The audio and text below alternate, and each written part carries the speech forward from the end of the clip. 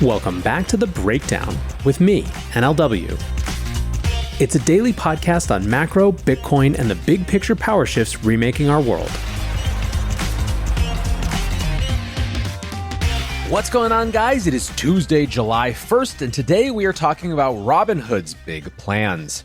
Before we get into that, however, if you are enjoying The Breakdown, please go subscribe to it, give it a rating, give it a review, or if you want to dive deeper into the conversation, come join us on the Breakers Discord. You can find a link in the show notes or go to bit.ly/breakdownpod. All right, friends. One of the things we've been talking about a lot recently is this idea of tokenization being a third leg of this bull market stool, and our first story today has a lot to do with that. Robinhood has unveiled their big real-world assets play, including tokenized stock, private equity, and even their own blockchain. The brokerage will begin to offer tokenized stock to European customers with over 200 stocks and ETFs on offer. The stock tokens will have zero commissions and will be available for 24-hour trading 5 days a week. CEO Vlad Tenev also said that tokenized stock in SpaceX and OpenAI would be available soon. At the announcement event in Cannes, he did a live transaction of $1 million worth of tokenized OpenAI stock to Robinhood Europe to be distributed at a later date. Now, it was unclear if this was just a promotional giveaway or if private equity would be available to purchase for all users. Some have already reported receiving fractional OpenAI and SpaceX stock amounting to about $10 in value. The company was clear that startup stocks wouldn't be tradable initially, but they're working on regulatory and governance blockers to make that happen. The point that they were trying to make is that the infrastructure is in place and functional. These tokenized stock offerings will all run on Robinhood's own Ethereum Layer L2, built on the Arbitrum stack, which is set to go live later this year or early next year. Following the event, Tenev posted a Block Explorer link to prove that everything is working, adding, "Turns out the OpenAI stock token transaction did indeed succeed." In addition to all the RWA announcements, Robinhood also announced the launch of perpetual futures trading in the EU. The service will be provided through the Bitstamp platform and grants up to 3x leverage. Relatively mild in crypto terms, but still pretty wild for a retail product. The launch event did not go lightly on the narrative. In a press release, the company said that the launch of tokenized stock transitions the company's, quote, crypto-only app to an all-in-one investment app powered by crypto. Tenev added, "Our latest offerings lay the groundwork for crypto to become the backbone of the global financial system." Now, unpacking the details a little bit more, this looks to many like a much better product than some recent tokenized stock offerings. Users will receive dividend payments directly in the app, and Robinhood explained the mechanism to back the tokens, one-to-one with actual stock, minted and redeemable on demand. Not quite all the way to putting actual stock on the blockchain, but closer than some of the efforts we've seen before. Now, the implications of the launch are pretty wide-ranging. Justin Can of Alliance DAO commented that 100 crypto startups were just killed, adding, "TradFi is coming. Big companies are good at the obvious ideas. There likely won't be much room for crypto devs for things like tokenized stocks, real estate, and other RWAs."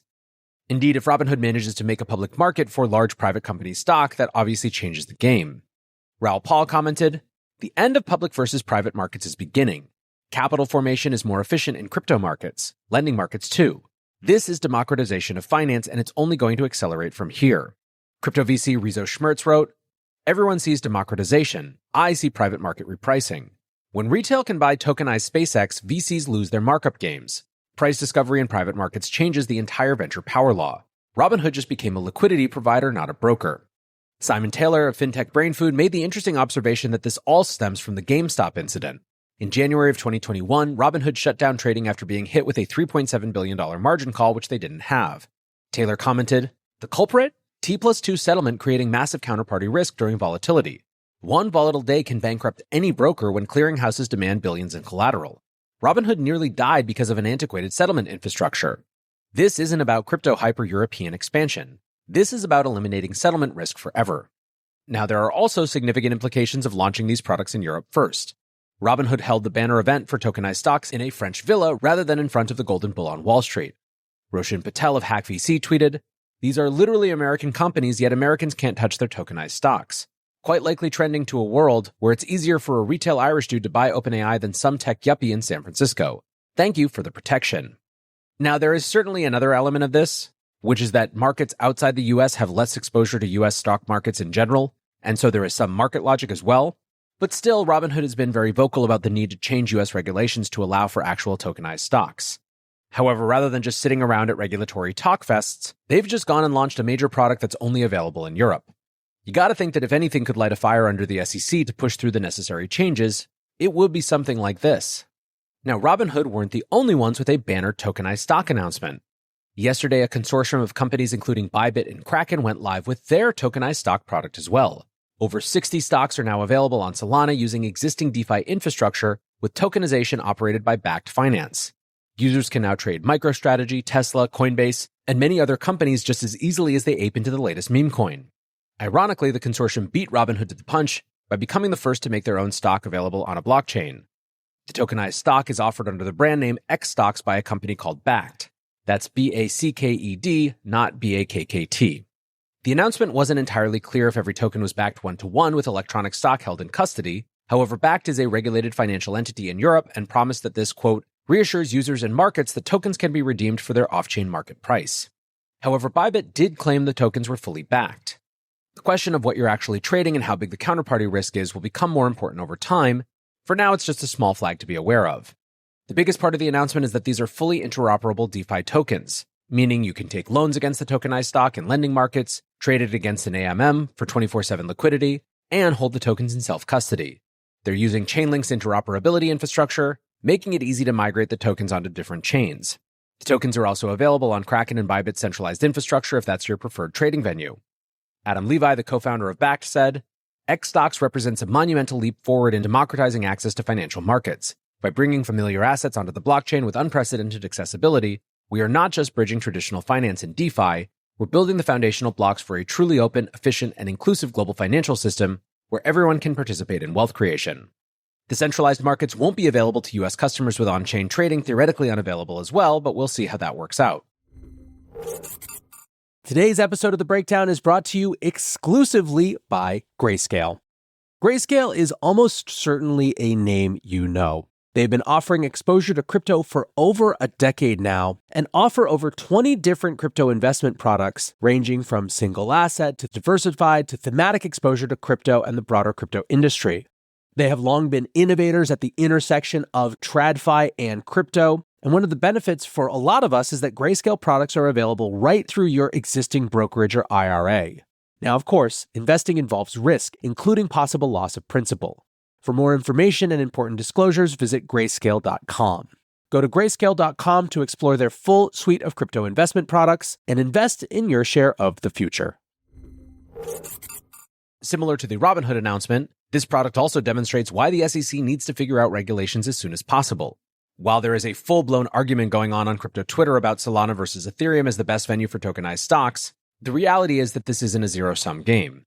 Mert, the CEO of Helios, had a more constructive take, writing, "This is very cool. You can now swap into stocks like Nvidia directly on Solana. Internet capital markets are here. This is insane because these are US stocks that are available to literally anyone with an internet connection."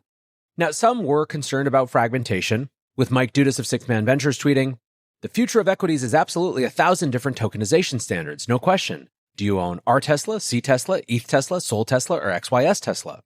That's a reasonable concern for those who lived through the insane fragmentation of the early DeFi era, but it might not be the case this time around. Even though we're still in the first innings, Xstock seems to demonstrate that exchanges understand the need to unify around interoperable standards if this is going to work. Indeed, the competition is more likely to be between open standards and walled gardens. Omin Malikan, an adjunct professor at Columbia Business School, wrote, "I can't speak to the decision-making process at Robinhood, but I think deploying your own L2 will almost always be more appealing to established enterprises than launching new products on an L1. Why? One word: control.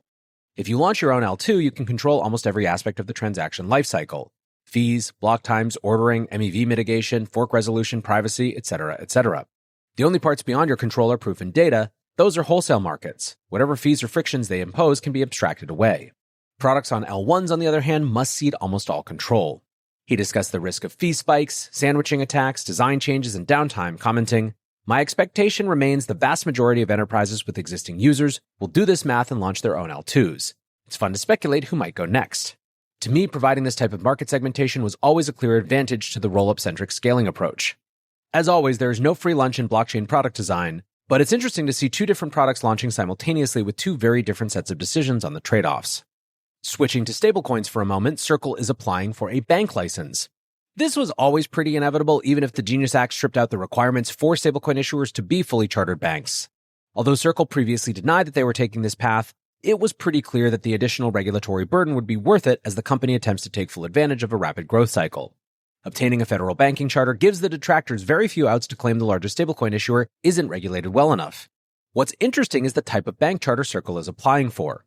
The company is seeking a very limited license. They won't be allowed to take cash deposits or make loans like a traditional bank. Instead, they will only be allowed to custody crypto assets for institutional clients. The upshot is that Circle will be able to custody their own reserves.